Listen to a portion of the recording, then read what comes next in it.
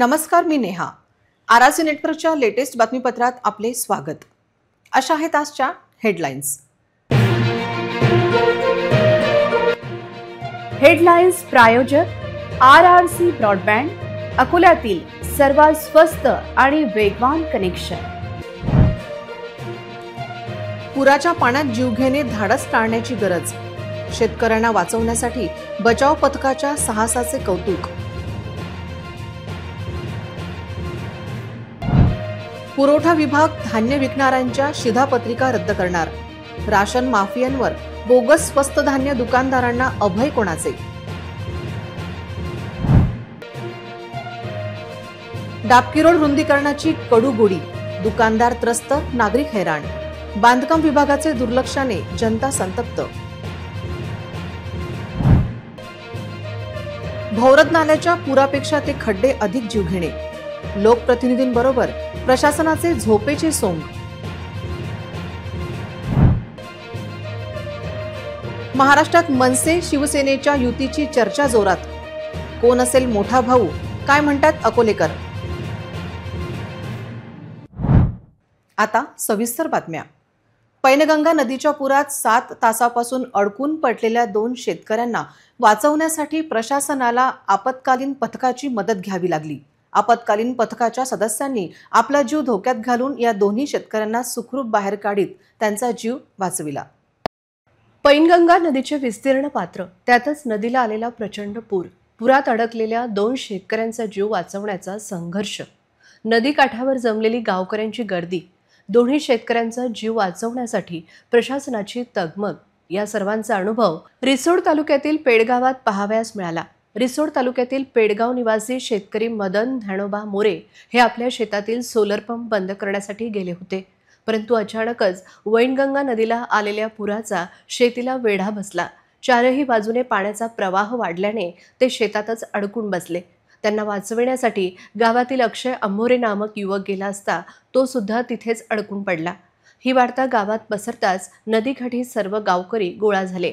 परंतु नदीपात्राचा प्रवाह एवढा जबरदस्त असल्याने व काहीही पर्याय नसल्याने शेवटी गावकऱ्यांनी त्याची माहिती प्रशासनाला दिली. त्यानंतर प्रशासनाने त्वरित पिंजर येथील संत गाडगेबाबा आपत्कालीन शोध व बचाव पथकास पाचारण केले. या पथकाने घटनास्थळी पोहोचताच बचाव कार्यास सुरुवात केली. पथकाने सर्चलाईट सेटअप करीत रेस्क्यू बोट तयार केली आणि दुर्बिणीने लोकेशन ट्रेस करून मोठ्या शर्थीने पैनगंगेच्या पुरात अडकलेल्या दोन्ही शेतकऱ्यांना सुखरूप बाहेर काढले. आपल्या जीवाची पर्वा न करता संत गाडगेबाबा आपत्कालीन पथकाने ही कामगिरी चोख पार पाडली. पुरातून बाहेर पडल्यानंतर या दोन्ही शेतकऱ्यांनी प्रशासनाचे आणि आपत्कालीन पथकाचे आभार व्यक्त केले. म्हणतात ना, काळ आला होता पण वेळ आली नव्हती, याचा परिचय या दोन्ही शेतकऱ्यांना आला. या प्रसंगी घटनास्थळी उपविभागीय अधिकारी वैशाली देवकर, तहसीलदार प्रतीक्षा तेजनकर, रिसोडचे ठाणेदार रामेश्वर चव्हाण, नायब तहसीलदार कुलमेथे, मंडळ अधिकारी सुभाष जाधव आदी उपस्थित होते. घटनेची माहिती घेऊन उपविभागीय अधिकारी वैशाली देवकर यांनी आरआरसी न्यूजला माहिती दिली. आज पेडगाव तालुका रिसोड येथे पैनगंगा नदीपात्राला आलेल्या पुरामुळे पेडगाव शिवारामध्ये पेडगावचे 2 रहिवासी हे पुरामध्ये अडकले होते. परंतु दीपक सदाफळे यांच्या टीमनी आणि त्यांच्या सर्व प्रशासनाने, इथे पोलीस प्रशासन, महसूल प्रशासन, BDO साहेब, तालुका कृषी अधिकारी, तालुका आरोग्य अधिकारी, गावातील गावकरी मंडळी आणि ह्या सर्व प्रशासनाने आज त्यांचे रेस्क्यू केलेला आहे आणि ते सुखरूप आपल्यामध्ये आहेत दोन्ही व्यक्ती. सर्वांचे खूप खूप धन्यवाद. थँक्यू.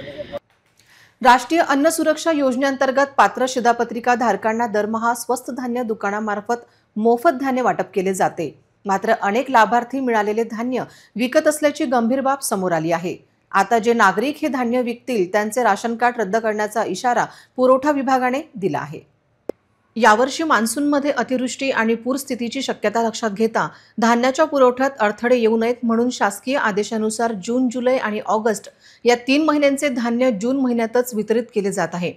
आतापर्यंत अनेक शिधापत्रिका धारकांनी आपल्या 3 महिन्यांचे धान्य स्वस्त धान्य दुकानातून उचलले आहेत. अनेक नागरिकांनी त्यांना मिळालेले धान्य विकण्यात सुरुवात केली आहे. शिधापत्रिका धारकांकडून धान्याची अवैध खरेदी, साठा आणि वाहतुकीबाबत पुरवठा विभागाला तक्रारी प्राप्त झाल्या आहेत. स्वस्त धान्याची अवैध विक्री होत असल्याचे आढळल्यास संबंधित लाभार्थ्यांची शिधापत्रिका रद्द केली जाईल. परंतु कधी हा मोठा प्रश्न आहे. अनेक नागरिकांनी आपले धान्य आधीच विकले आहे. धान्य खरेदी करणाऱ्या विक्रेत्यांवर आणि जिल्ह्यात अवैधपणे धान्याचा साठा करणाऱ्या संबंधित व्यावसायिकांवर फौजदारी गुन्हा दाखल केला जाईल. जिल्ह्यात असे अनेक रेशन दुकानदार आहेत जे शिधापत्रिका धारकांचे धान्य जागेवरच खरेदी करून त्यांना पैसे देत आहेत. अनेक रेशन दुकानदारांमध्ये हे उघडपणे सुरू आहे. अशा रेशन दुकानांवर काय कारवाई केली जाईल याबद्दल पुरवठा विभागाने काहीही स्पष्ट केले नाही. केवळ धान्य विकणाऱ्या नागरिकांवर कारवाई करण्याचा इशारा पुरवठा विभागाने दिला आहे. डाबकी रोड केवळ एक रस्ता नाही तर शेकडो लोकांच्या रोजीरोटीचा आणि रोजच्या जगण्याचा आधार आहे. हे रुंदीकरण लवकरात लवकर पूर्ण होऊन डाबकी रोड पुन्हा पूर्वीसारखा गजबजेल आणि इथल्या नागरिकांच्या समस्या दूर होतील. पण महापालिकेच्या ढिसाळ कारभाराचा फटका येथील सर्वसामान्यांना बसत आहे. अकोल्यातील डाबकी रोड म्हणजे गजबजलेला रस्ता, दुतर्फा दुकानांमध्ये गर्दी. पण सध्या इथे केवळ धूळ, खड्डे आणि अर्धवट कामांचा पसारा आणि पावसाने निर्माण झालेला चिखलपुरा दिसतोय. रुंदीकरणाच्या नावाखाली सुरू असलेल्या कामांनी स्थानिक दुकानदार आणि रहिवाशांचे जीवन अक्षरशः विस्कळीत केले आहे. एकेकाळी दुकानदारांबाहेर ग्राहकांची रीघ लागलेली असायची, जिथे आज शुकशुकाट आहे. व्यापाऱ्यांचे आर्थिक गणित पूर्णपणे बिघडले असून त्यांचे व्यवसाय ठप्प झाले आहेत. अनेक ठिकाणी रस्त्यावर ढिगारे आणि बांधकाम साहित्य पसरलेले असल्याने वाहतुकीलाही अडथळा निर्माण होत आहे. आमचे रोजचे उत्पन्न निम्म्यावर आले आहे. भाड्याचे पैसे काढणेही मुश्किल झाले आहे, असे एका दुकानदाराने हताशाने सांगितले. व्यवसाय ठप्प झाल्यामुळे अनेकांच्या घरखर्चाचे नियोजन बिघडले आहे.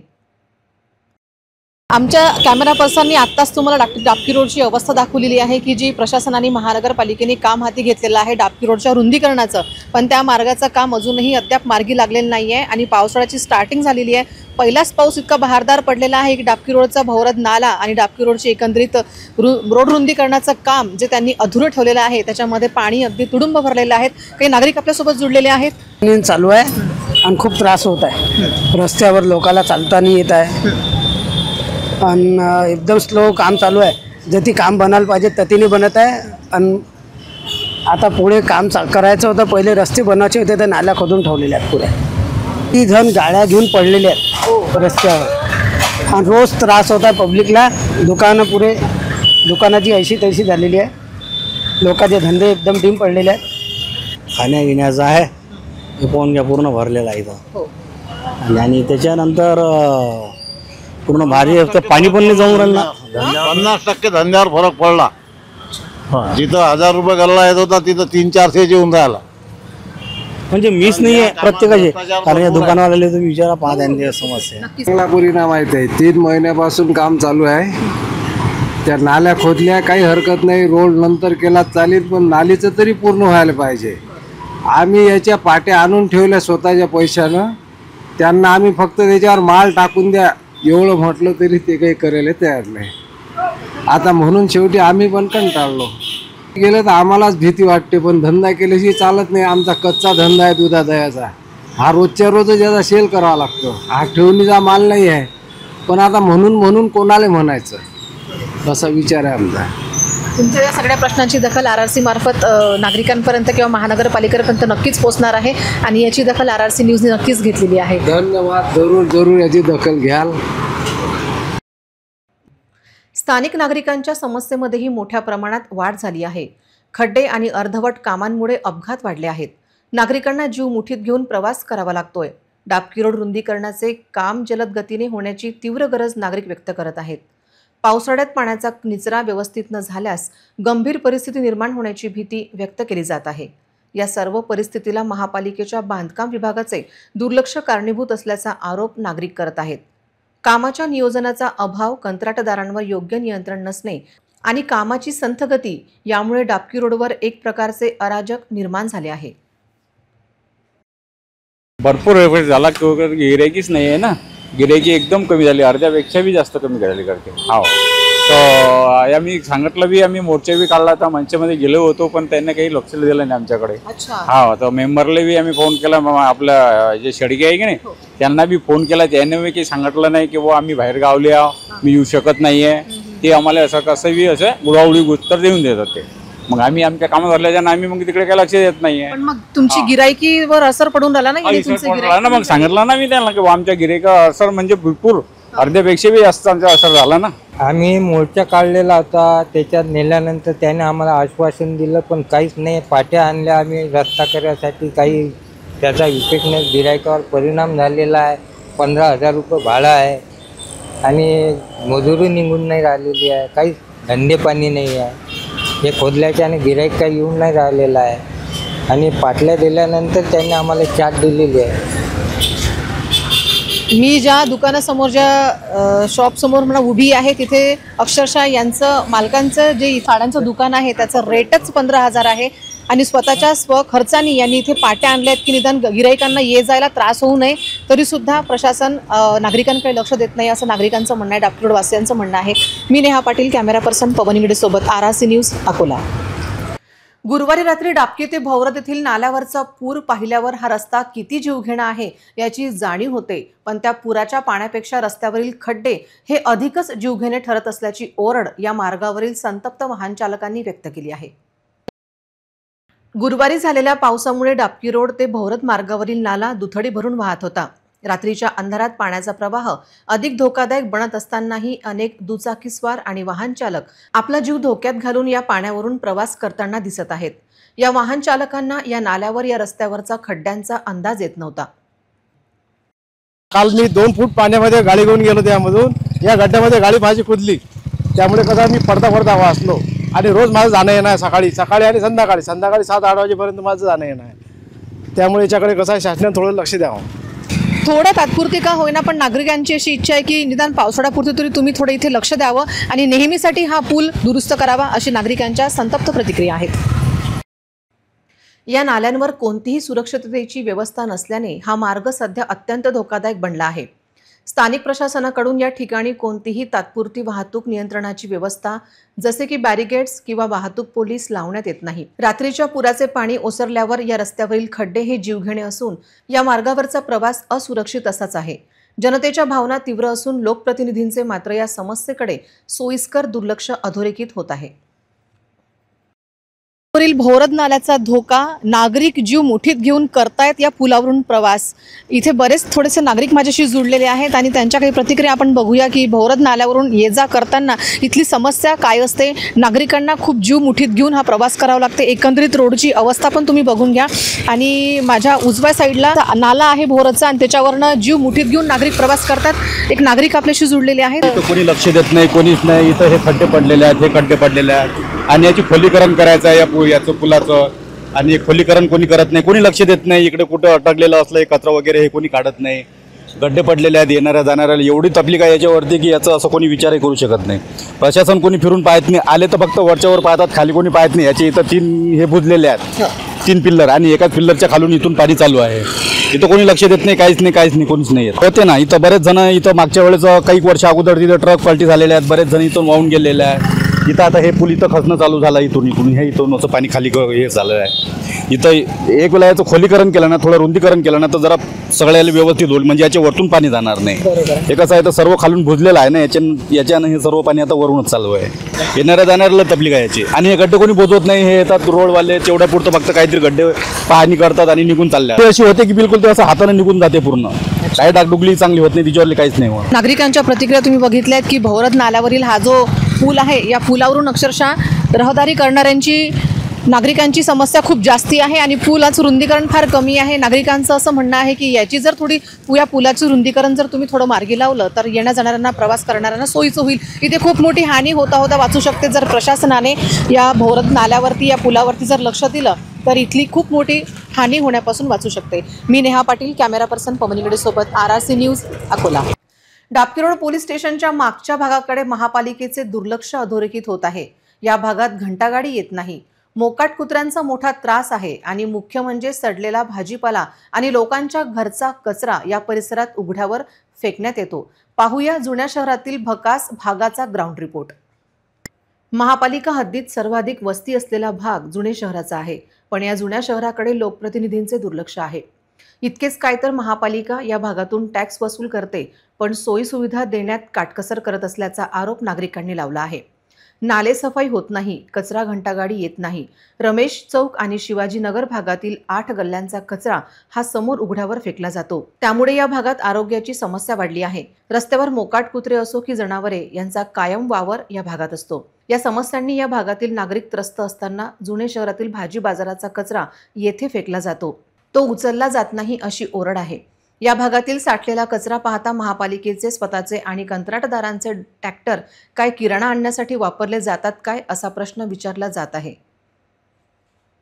डाबकी रोड रमेशनगर चौक आपण सध्या या चौकात आलेलो आहोत आणि एकंदरीत या स्थितीचा आढावा आमच्या कॅमेरा पर्सननी तुम्हाला दाखवलेला आहे की रोडवर अक्षरशः खड्डे पडलेले आहे आणि माझ्या पाठीमागे नागरिक राहतात, त्यांचे घरं आहेत. उजवीकडच्या भागाने जी काही इथे घाणेरड्या पसरलेली आहे ते सगळेच आमच्या कॅमेरा पर्सननी नागरिकांपर्यंत दाखवलं आहे. प्रशासनापर्यंत त्याची दखल घेण्याची एक मार्गसुद्धा दाखवलेला आहे आणि माझ्यासोबत काही नागरिक जुळलेले आहेत. बघूया त्यांचं काय म्हणणं आहे. काही जी एकंदरीत सध्याची स्थिती आहे, काय स्थिती आहे ही रमेशनगर चौकातली? स्थिती मॅडम म्हणजे अशी आहे, आता बघा इथं रोजचा एक ॲक्सिडेंट आहे. आता बघू शकता तुम्ही, कॅमेऱ्यामध्ये पण दाखवू शकता, इथं गाडी चढतच नाही मॅडम वरती. पण आता आम्हाला हा प्रश्न पडला की नेमका हा कॉर्नर कोणाच्या अंडरमध्ये आहे, कारण कोणीच करत नाही. ते म्हणतात आमचं इथपर्यंत होतं, ते करून निघून गेले. त्यांनी तिथपर्यंत केला मॅडम आणि ते निघून गेले. 8 नंबर कल्पनाही देत राहतो. आणि शिवाय मॅडम हे बघा, आता ही नाली आहे इथं, या नालीला आता कोणीच काढत नाही. माझी स्वतःची शूटिंग काढलेली आहे मी नाली काढतानाची, ते पण आहे. आणि हे जे ढिगार आहेत मॅडम, हे कचऱ्याचे ढिगार वारंवार सांगून शेळके मॅडमना पण सांगितलं की बा मॅडम इथपर्यंत JCB आणा, JCB लावा, पण मॅडम कोणीच नाही आला आतापर्यंत. असा रोड होता सँक्शन झालेला, इथं भिडलेला होता, तो तिथून अर्धवट रोड दिसते. आता 2 वर्ष झाले त्याला, बघू शकता तुम्ही. हे काळी कचरा जे निघते की नाही, आमचं गड्डे भुसतो आम्ही, ते आम्ही गड्ड्याने टाकतो, पण गाड्या घोड्या जातात ते पूर्ण निघून जाते. अजून ते तसेच होतात. आणि बाजाराच्या दिवशी जास्त गर्दी होते इकडनं, तर ते मग कधी पडतात, कधी काही होतात. ते रोजच्या समजा पाऊस आला की ह्या नाल्या आहेत लहान लहान, सगळं पाऊस पाणी पूर्ण करत दिवसभर फेका लागते पाणी वरचं कमी. हे नाली गाड्याचं आहे आणि तर म्हणजे लक्ष कोणीच देऊन नाही राहिलं. महानगरपालिकेची आहे, जर मी माझा चालू वर्षाचा टॅक्स भरला तर मला या सुविधा का नाही मिळत? माझा प्रश्न हाच आहे. जर माझं काही थकीत असेल, काही असेल, काही नसेल, पण तरी पण यांनी तर सुविधा द्यायलाच पाहिजे. जे महानगरपालिकेचं काम आहे, महानगरपालिका काहीच करून नाही राहिली. आणि इकडे कोणी आमच्या नाली काढायला येत नाही, कचरा उचलायला येत नाही, कोणा करावं तर उचलत नाहीत. नेमका त्रास हाच आहे मॅडम. आणि शिवाय माझ्याकडे पावती आहे टॅक्स भरल्याची आहे. हे वाटलंच तुमच्या त्याच्यावर दाखवून द्या की चालू वर्षाचा टॅक्स हा भरलेला आहे की नाही. 2च दिवस झाले टॅक्स भरून, चालू वर्षाचा आहे तो पण. मग एवढं सुद्धा असून जर मॅडम जर हे घरासमोर जर अशीच घाण राहील तर काय, आता इथं माणसंच राहतात. बिमाऱ्या चालूच आहेत. आता तुम्हीच बघू शकता. बघा मॅडम, पूर्ण सर्वे करा तिकडचा आहे. बघा तर खरी मॅडम काय वोट मागते, तर मग बघू आता की आम्हाला बहिष्कार टाकायचा आहे मतदानावर, की मतदान करायचं आहे की काय करायचं आहे, कारण कोणीच येत नाही. एकदा येते मॅडम कोणीतरी बस. माझ्या घरच्या भावाने मागं मटेरियल आणून इथं टाकलं. ॲक्सिडेंट झाले इथं 2-3 वेळा. आम्हाला फक्त हा रोड बनवून द्यायचा, पण काहीच आम्हाला येतं नाही, तर पाहायचं नाही, काहीच करत नाही. इथपर्यंत केला पण इथपर्यंत रोड केला नाही. आम्हाला हे रस्ता करून द्या बस, बाकी आम्हाला काहीच. रमेशनगर चौक एकंदरीत घेतलेला हा संपूर्ण आढावा आमच्या कॅमेरा पर्सननी तुम्हाला रोडची अवस्था दाखवलेली आहे. माझ्या आजूबाजूला सगळीकडनं नागरिकांची वस्ती आहे. काही वृद्ध महिला आहेत, काही तरुण आहेत आणि काही यंग पिढीसुद्धा इथे आहे. वारंवार प्रशासनाला सूचना देऊनही त्या प्रशासनाला म्हणजे नागरिकांची हाकेवर कोणी येत नाही. वार्ड मेंबर असो की प्रशासन असो की महापालिका असो, इथे कोणीही नागरिकांचं म्हणणं ऐकून घ्यायला रेडी नाही आहे. आणि आजचा जो हात आमच्या नागरिकांसाठी आहे आणि प्रशासनासाठी आहे हा, की नागरिकांच्या हाकेला नक्कीच आहे तुम्ही. मी नेहा पाटील, कॅमेरा पर्सन पवन इंगडे सोबत, RRC न्यूज, अकोला. इतरही घडामोडींचा आपण आढावा घेणार आहोत मात्र छोट्याशा विश्रांतीनंतर. अब इंटरनेट महंगा नहीं, सस्ता भी और फास्ट भी, बस 8 रुपए प्रतिदिन में. इतना फास्ट इंटरनेट, हाँ सिर्फ 8 रुपए प्रतिदिन में. पाइए 20 Mbps स्पीड वाला अनलिमिटेड इंटरनेट, बिना डेटा लिमिट और बिना रुकावट. स्ट्रीमिंग, गेमिंग, डाउनलोडिंग, सब कुछ अब बिना रुके। 20 Mbps अनलिमिटेड इंटरनेट आजमाइए अभी। आज ही कॉल करें हमें और जुड़ जाइए फास्टेट नेटवर्क से। RRC network private limited internet अब सबका हक है, फास्ट और सस्ता अनलिमिटेड। विश्रांतीनंतर पुन्हा एकदा तुम्हा सर्वांचे हार्दिक स्वागत। बाळापूर शहरातून जाणाऱ्या दोन्ही नद्यांची पाण्याची पातळी वाढल्याने गुरुवारी स्थानिकांची मोठी अडचण झाली। दरम्यान आज नदीच्या पाण्याची पातळी घटली असून जनजीवन सुरळीत झाले आहे। बाळापूर येथील महसूल प्रशासनाने नदीच्या अद्ययावत स्थितीची माहिती लवकरात लवकर देण्याची मागणी होत आहे। बाळापूर शहर आणि तालुक्यात गुरुवारी सकाळपासूनच उशिरा रात्रीपर्यंत पाऊस सुरू होता। या पावसामुळे शहराच्या पूर्वेकडील मन नदीला पूर आला। पुराचे पाणी पुलावरून वाहू लागले, त्यामुळे बस स्थानकाकडून अकोला नाक्याकडे जाणारी वाहतूक थांबली होती। बाळापूर तालुक्यात गुरुवारी सकाळपासून उशिरा रात्रीपर्यंत पाऊस सुरू होता। बाळापूर शहराच्या पूर्वेकडील मन नदी तसेच पश्चिम दिशेने वाहणाऱ्या महेश नदीलाही पूर आल्याने बाळापूरहून खामगावकडे जाणारी वाहतूक ठप्प झाली होती। दोन्ही नद्यांच्या पाण्याचा संगम नगर परिषदेजवळ झाला, त्यामुळे नगर परिषदेकडून बाळापूर तहसीलकडे जाणारी वाहतूक थांबली। अनेक नागरिकांच्या घरात पुराचे पाणी शिरले होते। पावसाचा जोर कमी होताच पुराचे पाणी कमी झाले आणि काही वेळानंतर वाहतूक पुन्हा सुरळीत झाली। पुरामुळे काही काळासाठी शहरवासियांमध्ये खळबळ उडाली होती। पूर पाहण्यासाठी नदी किनारी नागरिकांनी मोठी गर्दी केली होती। पातूर तालुक्यात झालेल्या मुसळधार पावसाने गुरुवारी रात्री झरंडी गावाशी संपर्क तुटला होता। दरम्यान हा संपर्क आज स्थापित करण्यात आला आहे। पावसाने मोठे नुकसान या भागात शेतकऱ्यांचे केले आहे। गुरुवारी पातूर तालुक्यात काही ठिकाणी रिमझिम तर काही ठिकाणी जोरदार पाऊस सुरू होता। पावसाचा जोर इतका जास्त होता की नदी नाले दुथडी भरून वाहत होते। यामुळे झरंडी गावाचा पातूर शहराशी पूर्णपणे संपर्क तुटला होता। गुरुवारी दुपारनंतर मुसळधार पावसाने जिल्ह्याच्या सर्व तालुक्यांमध्ये हाहाकार माजवला। पातूर तालुक्यात नदी नाले दुथडी भरून वाहत असल्याने काही गावांचा पातूर शहराशी संपर्क तुटला होता। गेल्या 2 दिवसात पातूर तालुक्यात विक्रमी 68 मिलीमीटर पावसाची नोंद झाली आहे। पावसाचा जोर इतका जास्त होता की नदी नाले दुथडी भरून वाहत होते। यामुळे झरंडी गावाचा पातूर तालुक्याशी पूर्णपणे संपर्क तुटला होता। विश्वमित्र नदीचे पुराचे पाणी गावात घुसल्याने अनेक घरांचे मोठे नुकसान झाले। गावातील जिल्हा परिषद शाळेची 4 भिंतही या पुरामुळे कोसळली। गावाला जोडणारा पूलही खराब झाल्यामुळे गावाचा पातूरशी संपर्क पूर्णपणे तुटला। घटनेची माहिती मिळताच पातूरचे तहसीलदार आणि ठाणेदार घटनास्थळी पोहोचले होते। गावातील नागरिकांना सतर्क राहण्याचे आवाहन प्रशासनाने केले आहे। इतर घडामोडींचा आपण आढावा घेणार आहोत, मात्र छोट्याशा विश्रांतीनंतर। अब इंटरनेट महंगा नहीं, सस्ता भी और फास्ट भी, बस 8 रुपए प्रतिदिन में। इतना फास्ट इंटरनेट, हाँ, सिर्फ 8 रुपए प्रतिदिन में। पाइए 20 Mbps स्पीड वाला अनलिमिटेड इंटरनेट, बिना डेटा लिमिट और बिना रुकावट। स्ट्रीमिंग, गेमिंग, डाउनलोडिंग, सब कुछ अब बिना रुके। 20 Mbps अनलिमिटेड इंटरनेट आजमाइए अभी। आज ही कॉल करें हमें और जुड़ जाइए फास्टेट नेटवर्क से। RRC network private limited internet अब सबका हक है, फास्ट और सस्ता अनलिमिटेड। विश्रांतीनंतर पुन्हा एकदा तुम्हा सर्वांचे हार्दिक स्वागत। पुरी येथे भगवान जगन्नाथांचा रथयात्रेचा उत्सव आज शुक्रवारपासून सुरू झाला आहे। देश विदेशातील लाखो भक्त पुरीला पोहोचले आहेत। दुसरीकडे शहरातील कृषीनगर येथील भगवान जगन्नाथाच्या मंदिरात सकाळपासून उशिरा रात्रीपर्यंत भक्तांनी दर्शनासाठी गर्दी केली आहे। पुरी येथे भगवान जगन्नाथांचा 12 दिवसांचा रथयात्रेचा उत्सव आज शुक्रवारपासून सुरू झाला आहे। देश विदेशातील लाखो भक्त पुरीला पोहोचले आहेत। भक्तांची गर्दी जास्त असल्याने रथयात्रेच्या पहिल्या दिवशी शुक्रवारी सर्व विधी लवकर सुरू करण्यात आले। दुसरीकडे शहरातील जे लोक पुरीला जाऊ शकले नाही त्या भाविकांनी शहरातील कृषीनगर येथील भगवान जगन्नाथ मंदिरात जाऊन दर्शनाचा लाभ घेतला। रथयात्रा लक्षात घेऊन शहरातील श्री जगन्नाथ मंदिरात मंगल आरतीसह भजन कार्यक्रमाचे आयोजन करण्यात आले होते, ज्यात मोठ्या संख्येने भाविकांनी भाग घेतला। सकाळपासूनच पाऊस असूनही जगदीश मंदिर सेवा समितीचे भाविकांसाठी सर्व सुविधांचे आयोजन केले होते। पुरीसोबतच भगवान जगन्नाथाची रथयात्रा गुजरातच्या अहमदाबाद आणि पश्चिम बंगालच्या मेदिनीपूर जिल्ह्यातील जगन्नाथ धाममध्येही निघते। शहरातही जगदीश मंदिर सेवा समितीच्या वतीने रथयात्रेचे आयोजन केले जाते, ज्यात नागरिक मोठ्या संख्येने सहभागी होतात। या भजन कार्यक्रमाची एक झलक आपण पाहूया।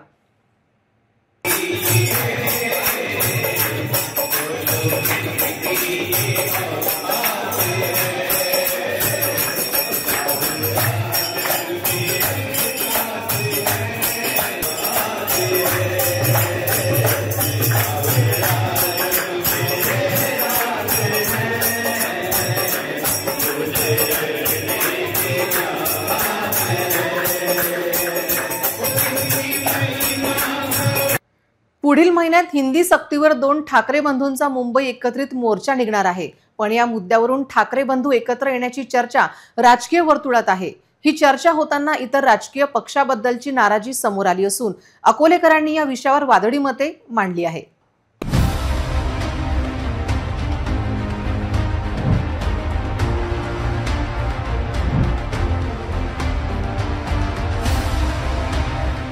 मराठी भाषावरनं आपल्या राजकारणाच्या पिढीवर काही परिणाम होईल का? हो, नक्कीच.